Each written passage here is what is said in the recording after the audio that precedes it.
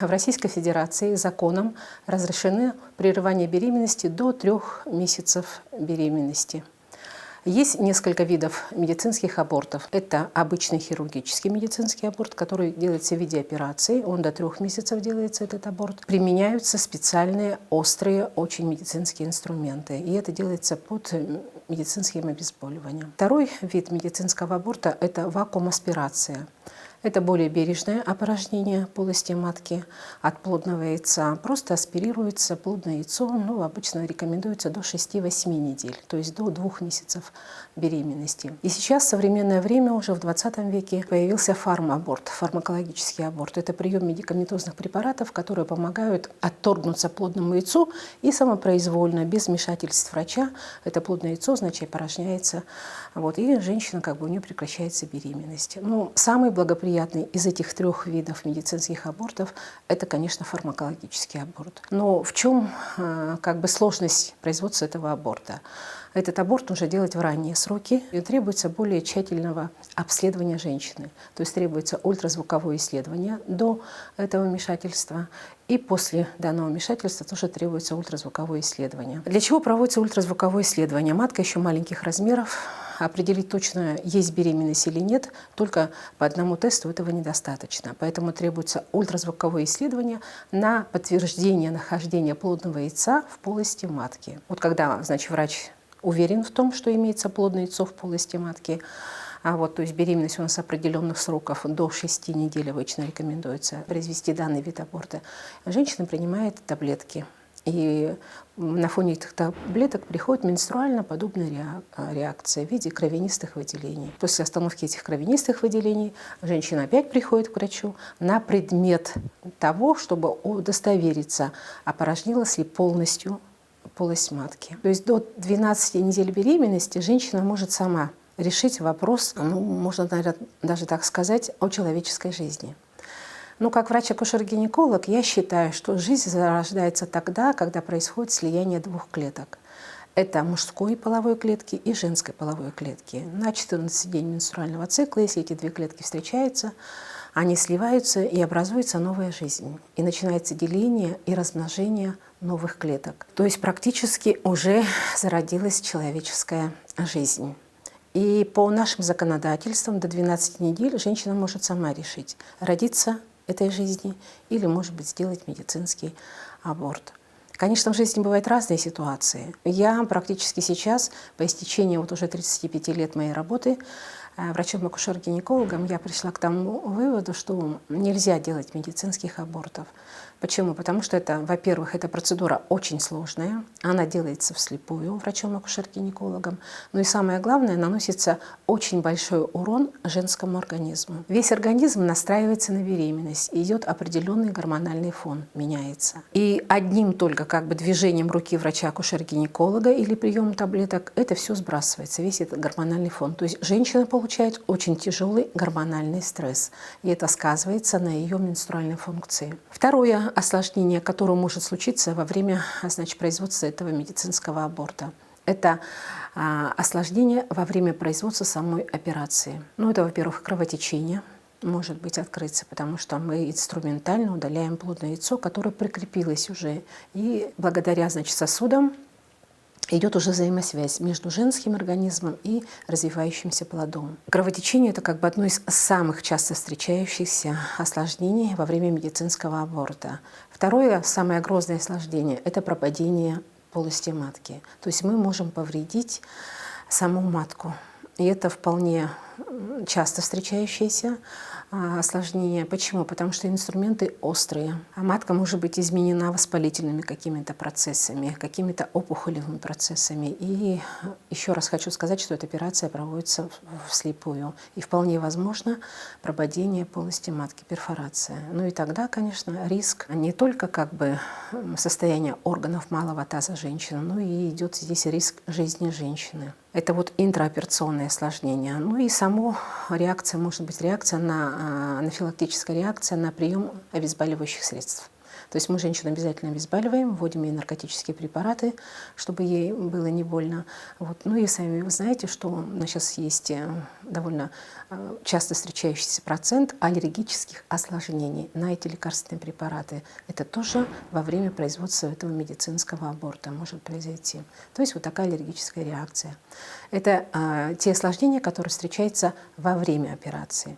Но помимо этого есть у нас еще и осложненные, то есть отдаленные осложнения, которые встречаются через месяц, через два, даже через года может пройти осложнение данного аборта. Особенно когда аборт производится во время первой беременности. Какие отдаленные осложнения? Ну, в первую очередь это воспалительные процессы, то есть воспаление матки, воспаление яичников, воспаление маточных труб. И в дальнейшем, значит, последствия этого воспаления таковы, что женщина на весь свой женский цикл становится бесплодной. То есть вот один неверный шаг, одно неверное решение может привести к тому, что женщина останется без детей. Вот об этом нужно знать и помнить. Следующее осложнение, которое может быть, это нарушение менструального цикла. То есть у женщины могут или вообще пропасть менструации, менструальный цикл нарушится, или, может быть, наоборот, будут очень частые, очень обильные менструации. Вот, и, соответственно, она будет постоянно лечиться у врача-акушер-гинеколога. Ну и довольно часто встречающиеся – это у нас опухолевые процессы. Это еще такое заболевание, как эндометриоз, может развиться у женщины, которое тоже впоследствии может привести к нарушению репродуктивной функции. То есть она не сможет стать мамой. Об этом нужно знать и помнить, особенно тогда, когда делается первый медицинский аборт. Ну и, наверное, самые отдаленные, которые могут через 5 лет, например, возникнуть осложнения, это заболевания, например, молочных желез, заболевания, значит, эндокринных желез. И самое главное, конечно, это вторичное бесплодие. То есть в последующем у женщины никогда не наступит беременность. И, наверное, это самое грозное и самое неприятное осложнение. Как бы я сейчас выступаю в качестве противника медицинских абортов. Но вот если вы посмотрите на матку, вот матка нам натуральную величину дана, это практически у нас 4 недели беременности. 4 всего недели беременности, а вы смотрите уже у ребенка, я его ребенком уже называю, хотя по терминологии это плод, у него уже головка есть, у него уже конечности определены, да, то есть уже практически мы можем увидеть зарождающегося нового человека. И именно вот в этот период производится фармаборт. То есть матка сокращается благодаря этим таблеткам, и плодное яйцо опорожняется и уходит из матки. По идее, конечно, да, вот эта беременность должна развиваться и достигать больших сроков беременности. И потом уже при последующем, когда наступает второй месяц беременности, мы уже видим настоящего маленького человечка. Да, вот такой вот уже вот его плодом даже трудно назвать. Почему? Потому что у него видна головка, видны ручки. Мы даже видим пальчики на ручках и ножках, да, и видим, как он при помощи пуповины соединен с организмом мамы. То есть мама питает этого ребенка. И вот в этот период, когда 8 недель, проводится вакуум-аспирация или хирургическое удаление, медикаментозный аборт хирургическим путем. И женщина принимает решение самостоятельно. А если дальше посмотреть, вот по развитию в натуральную величину, вот когда делается хирургически до 12 недель, вот до 12 недель мы видим вот уже такого человека. Да? Вот. И когда врач-акушер-гинеколог делает операцию хирургическую, он практически по частям удаляет это плодное яйцо. Но потом, конечно, проводится ультразвуковое исследование, проверяется, все ли мы убрали, потому что, видите, очень много, да, тут еще и плаценту нужно будет убрать, значит, все плодное яйцо нужно будет убрать. Это очень тяжелая и очень ответственная операция. Вот. Не каждый врач-акушер-гинеколог владеет этой операцией. И, может быть, не каждый акушер-гинеколог по желанию делает эти операции. Потому что, вот если сказать прямыми словами, получается, это где-то убийство. Получается. То есть мы убиваем вот эту зарождающуюся жизнь. Ну и самое главное, вот не забывайте о том, что могут быть последствия медицинского аборта. Это, значит, какие последствия, сказала? Кровотечение. Видите, тут сосуды уже, они видны, вот эти сосуды. И мы начинаем удалять этот плод, эти сосуды открываются, и может открыться очень массивное кровотечение. И смертность от медицинского аборта, она остается высокой во всем мире. Не только у нас в Российской Федерации, во всем мире, потому что эта операция сложная. Далее, значит, я говорила о том, что какая может быть осложнение. Это перфорация матки. Инструментом, который заходится в полость матки, да, можно сделать прободение матки. А тут рядом у нас мочевой пузырь, рядом у нас прямая кишка, рядом у нас кишечник. То есть мы можем повредить соседние органы. Если произошло такое осложнение, то делается уже операция, она называется ляпаротомия, то есть рассекается уже брюшная стенка и ушивается вот это отверстие, которое было проведено при проведении медицинского аборта медицинскими инструментами. Это осложнение, очень грозное осложнение, и если кровотечение не останавливается, и стоит угроза жизни женщины ребенку, то стоит вопрос об удалении органа. То есть вплоть до удаления всего комплекса, то есть матка удаляется. Вот такие осложнения могут во время медицинского аборта. Мы с вами живем в 21 веке. Но и сейчас количество медицинских абортов в целом в мире по Российской Федерации оно у нас уменьшилось. Но, к сожалению, не достигло тех показателей, которые бы хотело медицинское сообщество.